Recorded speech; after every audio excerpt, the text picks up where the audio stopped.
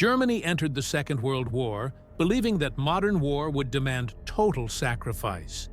Every resource, every hour, every man. By the final years of the conflict, German soldiers were exhausted beyond anything their pre-war planners had imagined. Entire divisions fought without rest. Supply shortages were constant. Leave was rare. Sleep was shorter. Even food became uncertain.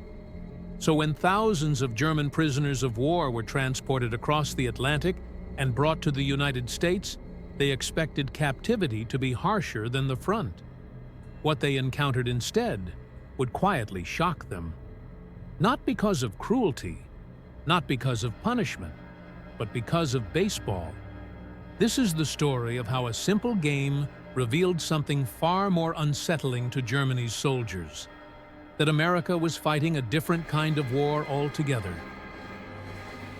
By 1943 and 1944, the German army no longer fought in campaigns. It fought in continuities. Fronts stretched without clear endings. Losses were replaced by younger men with less training. Units were patched together from survivors. Even officers rarely rotated out. The concept of rest, once fundamental to military doctrine, had quietly vanished. German soldiers wrote home about exhaustion more than fear. They spoke of endless marches, frozen nights, and weeks without proper meals. Training was abbreviated. Equipment was reused until it failed completely.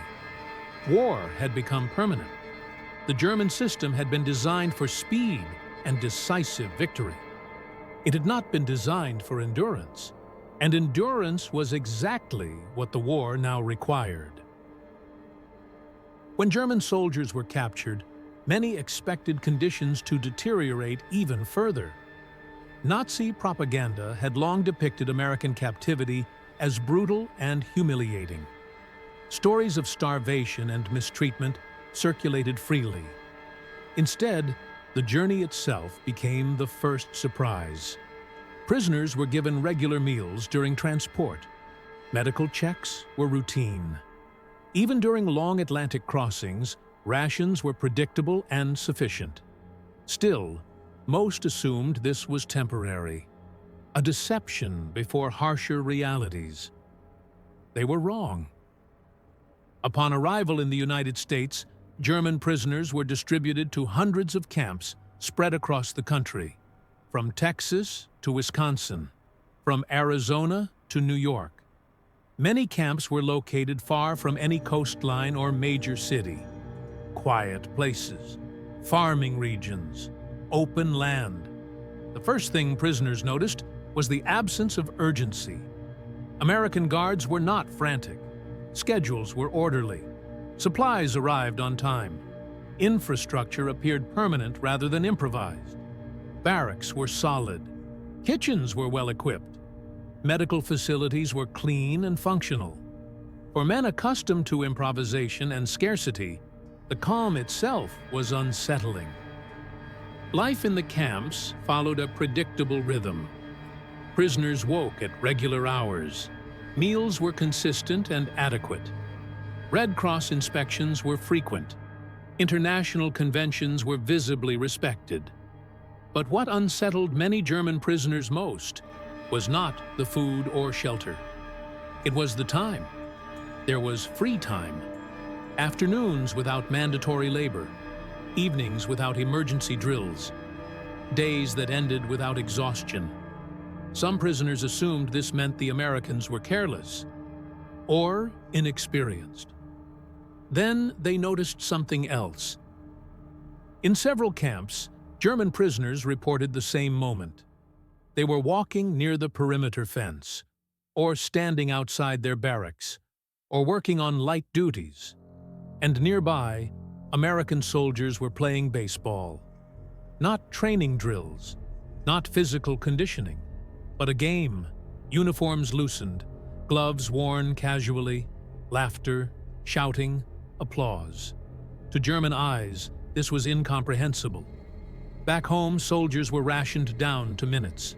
Leisure was a memory. Recreation existed only in brief moments behind the lines, and even then under constant pressure. Yet here, in the middle of a global war, American soldiers had time to play, and they played openly, repeatedly, without urgency. At first, many German prisoners misunderstood what they were seeing. They assumed these soldiers must be off-duty reserves, or men unfit for combat, or perhaps units stationed permanently away from danger. But the truth was far more disturbing. Many of these soldiers would rotate to combat zones, or had already returned from them. Baseball was not a luxury reserved for a few. It was normal. In some camps, guards even invited prisoners to watch. Occasionally, they explained the rules. In rare cases, mixed games were organized with softball. This only deepened the confusion. To German soldiers, war consumed all available energy. To Americans, war appeared organized enough to allow space. The game itself was not important. What it symbolized was: baseball meant surplus time, surplus energy, surplus manpower. It meant that American military planners could rotate units, maintain morale, and still meet operational demands. It meant that America was not fighting at the edge of exhaustion. It was fighting from depth. German prisoners began to understand something deeply troubling. America's strength was not in individual weapons or tactics. It was in sustainability. Many prisoners had already been impressed by American production. They had seen trucks everywhere, new equipment arriving constantly, supplies replaced without ceremony.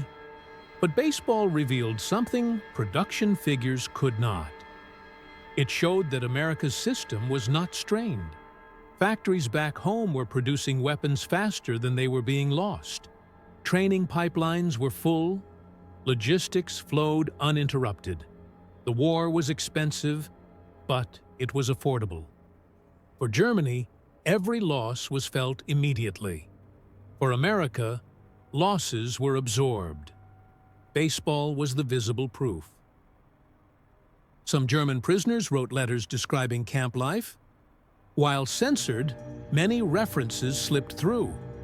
They wrote about food portions larger than expected, about clean clothing, about medical care, and sometimes, almost in disbelief, about American soldiers playing sports. To families at home, these descriptions sounded unreal, even insulting. But for the prisoners themselves, the realization was quietly devastating. If the enemy could afford leisure, then the war was already uneven.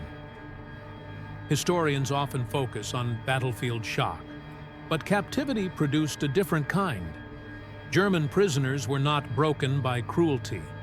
They were unsettled by abundance.